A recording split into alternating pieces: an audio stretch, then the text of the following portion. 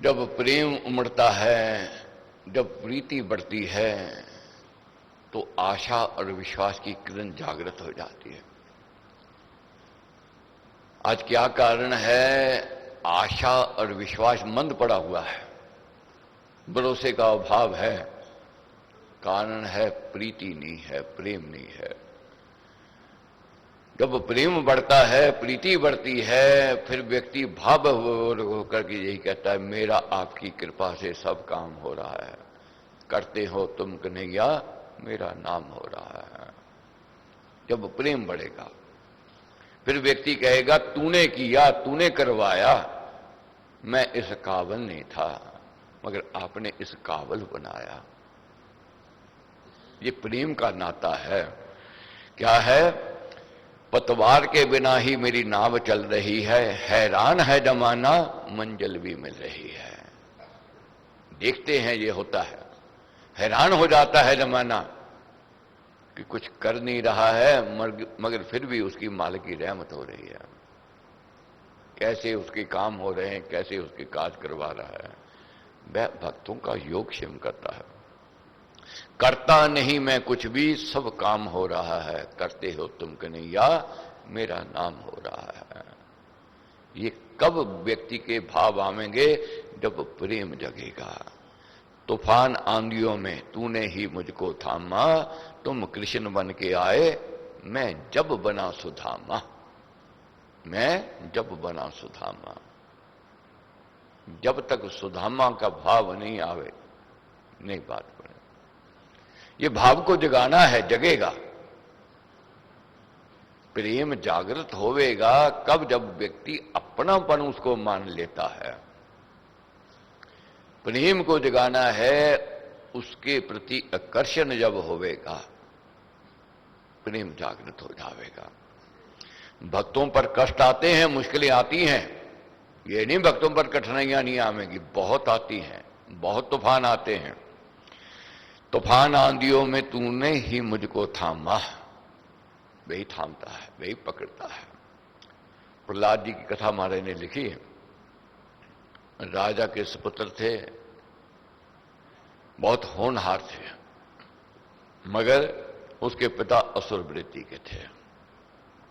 अपने आप को इतने अहंकारी थे, अपने आप को परमेश्वर का दर्जा दिलाते थे, प्रजा थे, मैं परमेश्वर हूं, मैं सबको जीवन दान देने वाला हूं, मैं सबको अन्नपान देने वाला हूं, मेरा दिया हो सब खाते हैं, मेरा दिया हो पहनते हैं। ये उसके अंदर अहंकार था, अहम भाव था। कभी कभी बंजर भूमि पर भी अच्छा वृक्ष होता है, और ऐसा भी देखा गया है उपजाऊ भूमि पर भी निकम्मा होता है, वृक्ष आ जाता है। और किसी किसी परिवार में ऐसा भी देखा गया है, अच्छे परिवारों में कपूतों ने जन्म लिया, और ऐसा भी देखा गया है बुरे विचारों वालों ने वहां सपूत ने भी जन्म लिया, अच्छे व्यक्तियों ने जन्म लिया। ये भी हुआ है। और बड़े बड़े कुल ऐसे वंश देखे, अपने पुत्रों के कारण उनकी बर्बादी हुई, कुलंकित हुए। और बहुत ऐसे ऐसे कुल और वंश देखे, उनके सपूतों के कारण एक कुल और वंश का नाम, उसका मान बढ़ा। तो क्या है, जब प्रहलाद जी 16 वर्ष के हुए, पहुंचा 16 वर्ष में मन में जागी ज्योत, अचानक ही प्रहलाद में खुला नाम का स्रोत। 16 वर्ष की जब आयु हुई, नाम जागृत हो गया। ये कैसे? ये पूर्व जन्म के संस्कार विचार। पुण्य कर्म की पूंजी जो है व्यर्थ नहीं जाती है, वह साथ देती है, सहयोगी बनती है। और क्या हुआ? नाम में रुचि हो गई, मस्ती आनी आरंभ हो गई, नाम में प्रीति हो गई, प्रेम जागृत हो गया। अब राजा को यह बर्दाश्त नहीं था। और दूसरी बात यह सोच हो गई कि मेरा ही लड़का मेरी भक्ति नहीं करे तो जग कैसे करेगा। उसने बड़ों को बुलाया, कहने लगा कि इसको समझाओ कि राजा ही परमेश्वर होता है और राजा का ही पूजन होना चाहिए। बड़े बड़े विद्वान आए, समझाया, मगर प्रहलाद जी ने एक नहीं सुने। ने बात माने। ईश्वर कही है नहीं उसे नहीं तू मान, परम ईश मुझको सदा मेरे प्यारे जान। राजा क्या कहता है प्रहलाद जी से, ईश्वर कहीं नहीं है, ईश्वर राजा ही होता है, और मैं तेरा पिता भी हूं और मैं राजा भी हूं, इसलिए तेरे को मेरा पूजन करना चाहिए। मेरी पूजा छोड़कर तू भजे अन्य देव, भारी तेरी भूल है ये समझ सत्यमेव। ये तेरी भारी भूल है, अगर तू कुछ चाहता है कुछ तेरे को मिले तो तेरे को मेरी आराधना करनी पड़ेगी, मेरा पूजन करना पड़ेगा। तब प्रहलाद जी क्या कहते हैं, बै तब बोला हे पिता तू है मेरा बाप, इसमें कोई बात नहीं है, तू मेरा पिता है मैं मानता हूं, मगर ईश तुझे भी मानना कहा घोरतम पाप। तेरे को परमेश्वर मानना ये मैं बड़ा बड़ा भारी घोर पाप समझता हूं, तो मैं ये पाप नहीं करूंगा। क्यों नहीं करूंगा, कैसे छोड़ू नाथ जो राम सदा का साथ, आनंद रूप हरि ईश है सर्वशक्ति में हाथ। जो सर्वशक्तिमान है, कन कन में विराजमान है और आनंद स्वरूप है वह, मैं कैसे उसको छोड़ दूं, मैं नहीं छोड़ूंगा। अब राजा ने क्या कहा कि ये वैसे मानने वाला नहीं है, पहले तो समझाया प्रेम से, फिर ज्ञानी आए उन्होंने समझाया नहीं बात माने। अब राजा कहने लगे इसको दंड दो, इसको ताड़ना दो, कि तब बात सुनेगा तब मानेगा। सीधा इसको तुम करो पितृ पूजा बताए, राजा ईश्वर है शुभ ऐसा दो समझाए।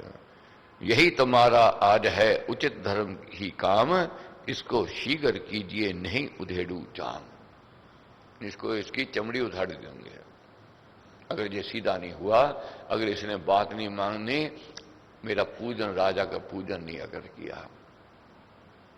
बहुत ताड़ने दी, बहुत तंग किया, बहुत सुताया प्रहलाद जी को। अब प्रहलाद जी क्या कहते हैं, मेरे मन में राम है तन मस्तक में राम, नाड़ी नाड़ी में रमा राम नाम अभिराम। मेरे तन में, मेरे मन में, मेरी नस नस में राम है, मैं इसको कैसे छोड़ूं। अपने आप देखो, अनुभव करो, जो हमारे अंतःकरण में संस्कार पड़ गए हैं, क्या वह निकल पाएंगे? कोई लाख यत्न कर ले, ऊपर से चाहे कोई कह दे, मगर भीतर नहीं बोलेगा, भीतर स्वीकार नहीं करेगा। यही संस्कार कहते हैं।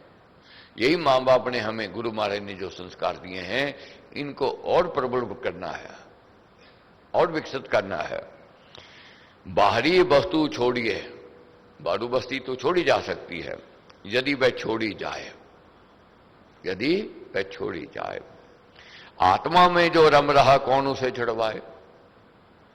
जो मेरी आत्मा में रम गया है इसको कोई छुड़वा नहीं सकता है, जो प्रहलाद जी कहने लगे। क्योंकि डराया, सताया, तंग किया।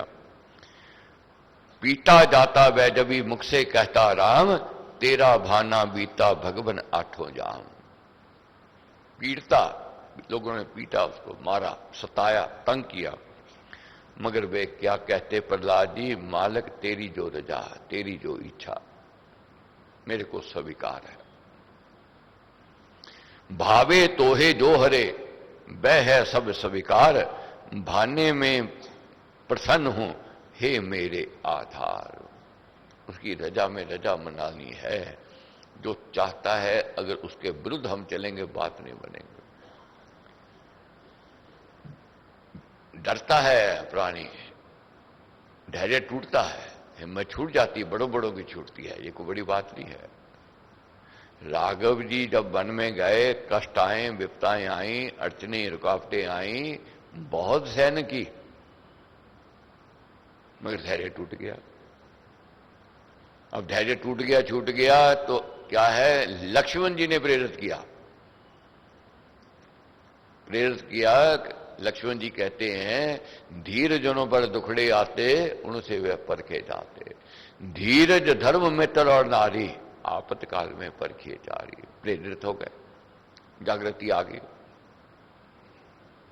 और जागृति आ गई और सफलता मिल गई। कष्ट सहे, मुश्किलें, अड़चने, रुकावटें आई, विपताएं आई, मगर उसका सामना किया। अब प्रहलाद जी के ऊपर मुश्किलें आ रही हैं, अड़चने आ रही हैं।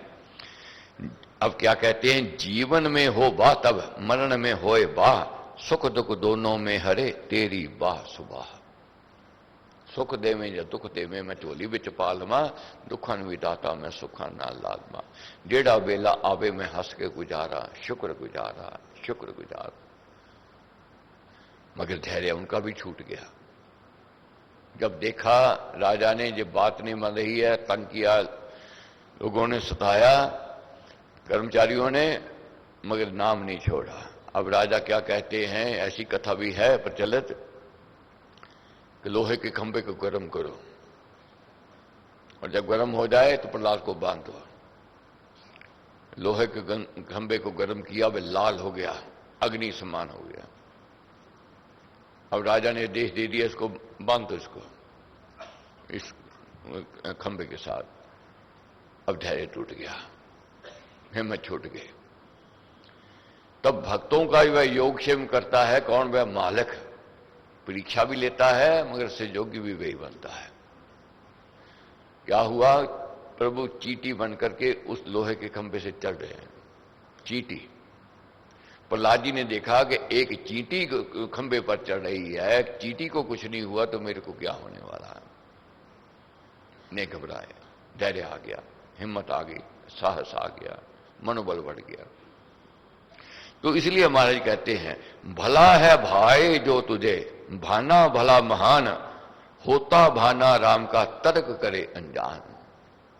अनजान तर्क करता है, हम लोग तर्क करने लग जाते हैं, मैंने कौन सा पाप किया था, मैंने कौन सा अपराध किया था, मेरे को तू देता नहीं, उसको सब कुछ दे दिया, मेरे को दुख ही दुख मिले हैं, दूसरे को सुख ही सुख मिले हैं। ये तर्क अनजान करता है।